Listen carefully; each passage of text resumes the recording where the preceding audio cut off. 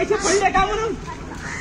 सर्वसामान्य शेतकरी जेव्हा टॅक्स भरतो तेव्हा तुम्ही अधिकारी लोक तेव्हा तुमचे अधिकारी लोकांचे पगारी होतात तुम्हाला जाणीव असं पाहिजे या गोष्टीची काय व्हायचे ते होऊ द्या आज तहसीलदाराची गाडी फोडली उद्या आमदाराची फोडतो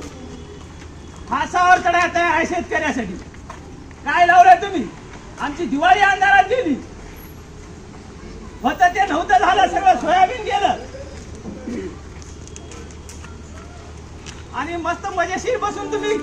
खुर्च्यावर येऊन मस्त पगारी काढता शेतकऱ्याचे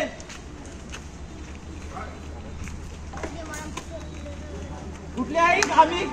घेणार नाही काय फाशी जरी झाली तरी मी भगतसिंगासारखी तयार आहे ते फाशी घ्यायला पण शेतकरी आज कवडी मोल झाला शेतकरी कवडी मोल